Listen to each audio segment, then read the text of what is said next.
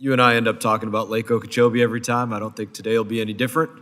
Appreciate your opening remarks, talking a little bit about reducing algae blooms and things like that. A little bit more open-ended conversation this morning. Can we just talk a little bit about where we're at with nymphs? What's going on there? What do they want? What do you guys want out of it? What's going on between that and the new Lake Okeechobee System Operating Manual? Sir, thank you for the question. In short, we're not where we want to be. We do not accept the biological opinion that was given to us for the Lake Okeechobee system. Just lay that out first, the opinion, as we're... Why, sir? Why? A short what it is that they're saying and what's not accepted. Yes, sir. So we don't accept the BIOP on both its a scientific and a legal foundation. I'll start with the legal foundation. The biological opinion and science take on listed turtles to the core based on pollution levels in Lake Okeechobee and the surrounding waterways. As you know, Congressman Mast, I don't have any discretion on water quality. I do on flows and releases.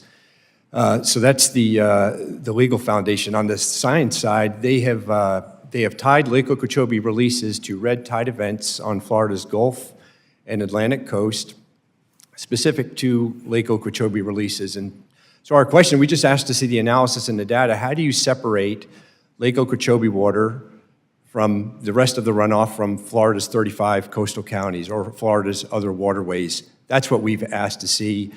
We did not make progress with our Jacksonville district. We've elevated this decision to the Secretary for his consultation with the National Marine Fisheries Service. How would you separate it? I wouldn't just elaborate on how, to give one example of how I could see it, maybe not how you guys would see it or how nymphs would see it, right? But you know my coast, you know the canals and tributaries to some degree. I might say you might separate it by a man-made canal, freshwater versus brackish or saltwater. Those would see, and I have argued that those seem like different things to me, and I would think scientifically you could have that argument. Maybe somebody could argue on the other side.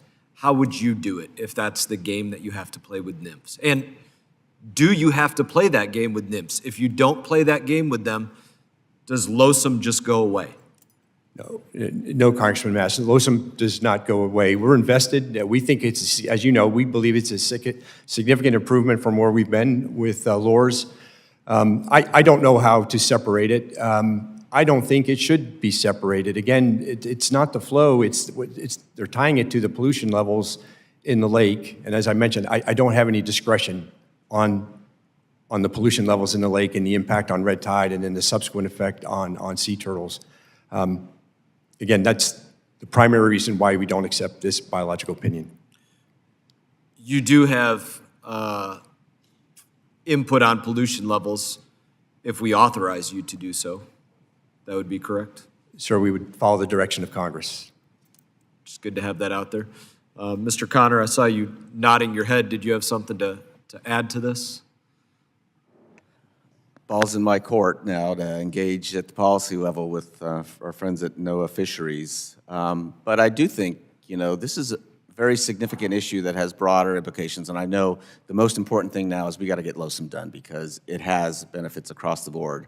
But I've been in a lot of ESA discussions over my career, and not accepting the Corps' view of its discretion about how it operates that facility is problematic, quite frankly. And I've never had a situation before where that's not been accepted, that here's the limits of our discretion. So that's the issue we have to have. Yes, there's a science issue about the contribution of Lake Okeechobee to potentially red tide and those impacts, but we will move forward expeditiously, Congressman, because it's an important issue for everybody.